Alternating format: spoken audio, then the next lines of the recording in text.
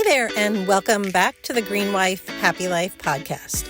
So it is getting to be that time of the summer where lunch packing every day is right around the corner. And it probably feels like a chore to a lot of you. I know it did for me. And the idea of kind of adding zero waste or non-toxic to the mix might sound like a hard pass, but don't worry, I'm not here to make your life harder. I'm definitely going to share some easy tips with you to make this doable. So today I'm going to be sharing 3 easy ways that you can make school lunches less wasteful, with not just less plastic, but less food waste and less mom guilt. And I'll walk you through exactly what I have used and what I skip, so you don't have to waste your time trying things out and figuring out what works, what's worth trying, and all that. So first of all, let's start with why this matters. So this one kind of hits close to home. So the average school age kid creates about 67 pounds of lunch trash every year. So I have 3 kids, so 67 times 3, it's kind of a lot of trash.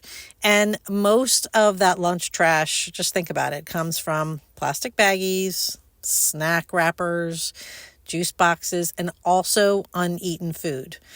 And the plastic waste, it's not just about the planet, but it's about your family, because you may have heard of microplastics, but they are showing up in places like our food, our water, and even our bloodstream. So not to be an alarmist, but it's in the back of my mind. So making lunch less wasteful is better for the planet and better for your people.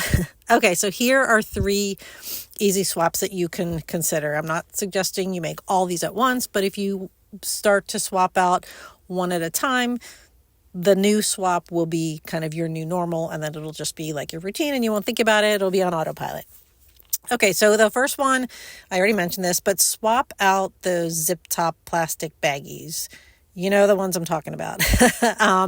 For either like a reusable snack bag made from silicone or even fabric, you are going to have to wash those and to reuse them.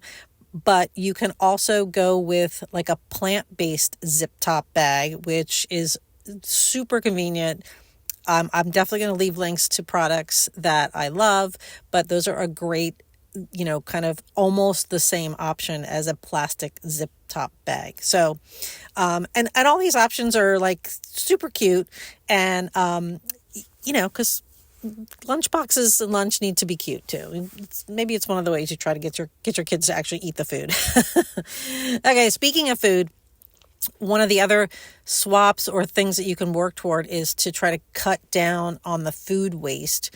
Those lunch boxes, they bring them home. There's like either it's all uneaten or there's a bite out of one thing and that's it. But try, packing smaller portions, even though it feels like you need to really give a huge amount of food if they're coming home not eating food, and try things that are like leftovers instead. So you're kind of almost reusing food. That sounds gross, but think of things like pasta or, roasted veggies from the night before. My kids would not eat that.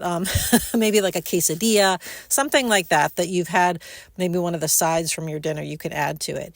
And they are pricey up front, but stainless steel containers with compartments are super helpful in terms of avoiding plastic. They last forever, so the price per use has got to be so much lower than a plastic, container. I'd have to do the math, but in any case, you are going to get tons and tons of use out of it, and having those little compartments will try to, kind of help you keep from overpacking. But obviously, you need to give your kids as much food as they need, but if you see it coming home uneaten. So, okay. And then a third swap that you can make this is a tough one, are those juice boxes and juice pouches. Now I will say the juice boxes where I live, at least, were recyclable in paper recycling. Now, whether or not your school actually recycles paper or your area accepts those is a whole nother story. And that's kind of, you can check that out with your own school. But not the juice pouches. Those are a whole different story. So I really recommend trying to switch to like a reusable stainless steel water bottle. Again, it is going to last forever. Again, as long as your kid brings it home. I know that's a huge concern. Believe me, I get it. But it is going to be obviously able to be refilled, and it's just a lot less trash. So, but again, do the swaps that make sense for you. And, you can certainly label all these things too, like stainless steel water bottles and containers. You can write on the bottom of them. And then if they don't come back one day, hopefully it's easy to get them back the next day. Okay, so those are just 3 kind of areas where you can start to make swaps. And if you want to see what I have actually used and products that I actually, really highly recommend, I will leave a link to one page on my website that has a bunch of different options that you can check out, and they're all on Amazon. You can just click and check them out and order things to try out. So, and if your food storage cabinet, like your Tupperware cabinet or drawer, is full of like mystery containers, and maybe you are still using some of those for packing lunches, which is fine, but you want to make sure that you're using plastics that are safe. Maybe some of them are really scratched, which is not great. You can grab my Safe Plastics Cabinet checklist. I'll leave a link to that too, and it'll help you in a really easy way, like a checklist you can tape up inside your cabinet so that like you can reference it when you pull like one container out or a couple of containers out, and you can say, oh, is this one good? And you can do it on the fly, like as you go. You don't have to empty the cabinet onto the floor in one fell swoop like I did many times and then just shove them back into the cabinet. But in any case, this Safe Plastics Cabinet checklist is great. A great way for you to kind of detox that plastic food storage container cabinet. So I'll leave a link to that too.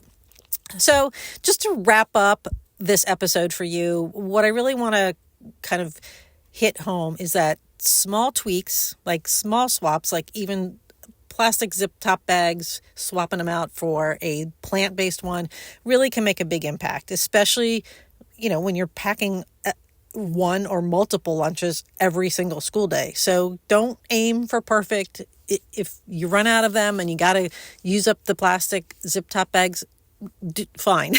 But just don't aim for perfect. Don't put that pressure on yourself. There's, I'm sure, enough pressure on you for many other things. But anyway, just start with one thing and one swap. So I hope that is helpful.